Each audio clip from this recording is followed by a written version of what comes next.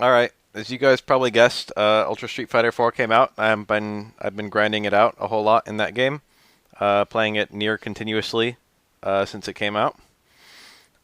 Some quick impressions. I haven't played that much online. I've only been playing against my friends, so I have no exposure to some of the characters that have been changed a lot, like Jerry or Viper, who are supposedly much better. I've been playing Poison as my main, and she's fun as hell. And I've been using her almost non-stop, and she's like my new favorite character. I actually think she's the best of the five new characters, but I know the most about her of the five new characters, so it's kind of natural that I would think that.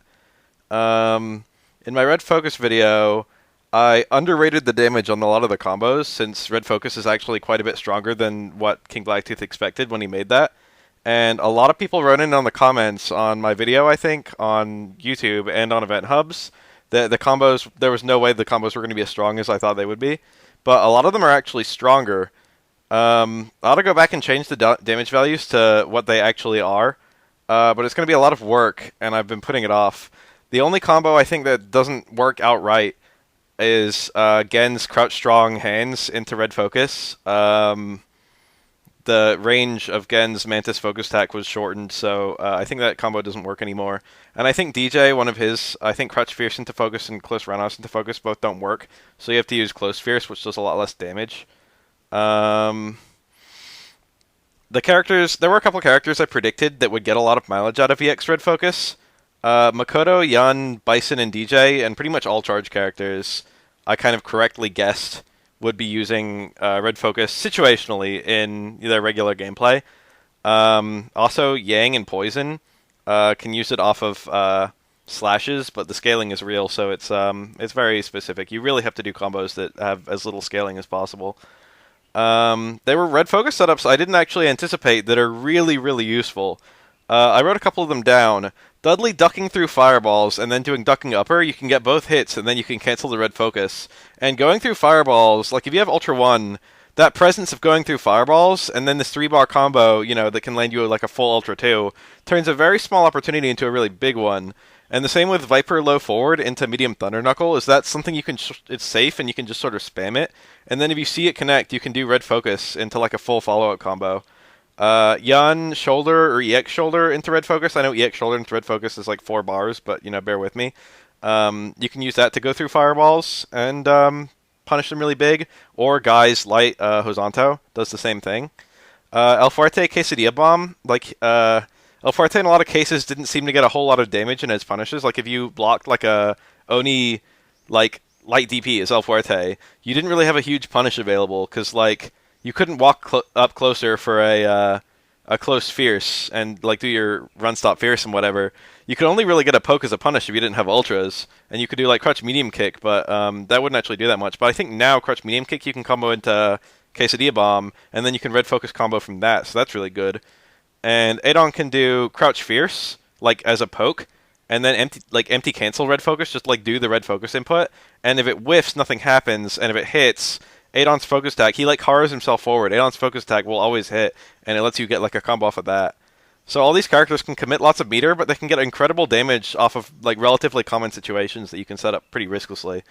Another one I didn't anticipate was Kami using hard spiral arrow. If she red FADCs that, she can get a crumple, so she gets a full connect Ultra 1 instead of the juggle Ultra 1, which is now dramatically weaker.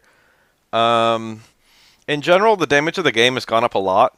It seems like most characters can easily hit mid 500s or even 600s now, but they have to use meter intensive combos. But most characters couldn't really use a whole lot of meter and get a stronger combo before, and now they can. And a lot of them are possible in a real match. Sagat now can do super into Ultra 1 now. It used to be it already worked. It was a corner only combo, but now it gets the full connect. Ultra 1 gets the full connect in corners. So it actually does a lot more damage than it used to. So if you're Sagat and you do jump roundhouse, crutch fierce, and then you link the super, and then you juggle into ultra in the corner, it does 720 damage. It's really, really powerful. And a variation of that isn't even unrealistic in a real match. Honda didn't keep his 2-frame ultra from Arcade Ultra Street Fighter 4. It wasn't on the change list. I went and tested it in game. It doesn't work. It's really a shame because Honda sort of was underpowered. And now I'm kind of worried he's going to stay underpowered. I know +5 EX hands is really good. And his EX command grab, being an anti-safe jump and also being, you know, an invincible reversal is really useful. But like his ultra, I don't know, that was really cool. I'm totally okay with Honda having a one frame ultra. Um, T-Hawk is in general like the best grappler now. His ability to stay inside is just really terrifying, and he closes distance way faster and pushes you out way less. And Light Spire is really awesome. Balrog got medium dash punch into red focus, so now he can actually, you know, he can combo into medium dash punch from like frame traps from like the Gutek shimmy and stuff. He can do that relatively easily, and now all his regular dash punches have definitive uses, and he can sort of use red focus, which like he was like the only charge character who couldn't. El Fuerte, Makoto, and T-Hawk didn't really have any ways to combo out of light normals effectively, and also Abel. And they all got stuff, like El Fuerte got EX Quesadilla Mob, I think. I don't know. I'm pretty sure. Makoto got EX Up Punch, which combos from lights. T-Hawk got his little Light Spire, and Abel got his EX Change of Direction. None of those characters could effectively combo from light normals, and now they do. So they can, you know, light normal. Street Fighter 4 is sort of about light normals, so it's really good for them. It really helps like their offensive playstyle. Chun-Li, her damage has gone way up. Her ability to knock down is there, and her ultras, just in general, you can land them way more often. The damage is way higher. So she's a much better character, and she's a lot more fun to play. I didn't really like her that much. I kind of wish she kept like the speed up that they gave her in the arcade Ultra Street Fighter 4, like the pre-arcade, the beta testing Ultra. But she lost it, but it's okay. Some of the characters I was sort of afraid to play, like Chun-Li and Ken, are a lot more viable now, and it's kind of fun to like play them. It didn't used to be.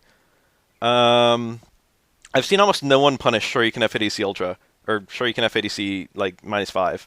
Like, that was one of the most controversial changes, but, like, I literally haven't seen it, like, I've seen it go unpunished so often now. The thing is, the character isn't vulnerable longer. After the DP, they just, like, it's not like an additional recovery period, it's just they shorten the hit stun of the DP. So if you're gonna punish it, you don't have more time to act, you have to act sooner, and you have to, like, jab while they're dashing in. A throw won't punish unless it's -6 or worse, I think. But every character has close or crouching normals that are like 5 frames or faster. So you've got to go on that yourself. It doesn't come naturally. You've got to take it to training mode. Make sure you know like the new reversal window. Backdash follow-ups also are even more punishable because it's like, you know, less hit stun. But they usually have mutually exclusive punishes, so I don't really see a whole lot of option selects besides, you know, Gal's flash kick that are kind of doing everything. Anyway, Ultra Street Fighter 4 is not on PC, so I can't really effectively do any Ultra Street Fighter 4 specific videos until August when it comes out on PC. So I don't have a capture card. But I can use AE 2012 or King Black Tooth's USF4 mod.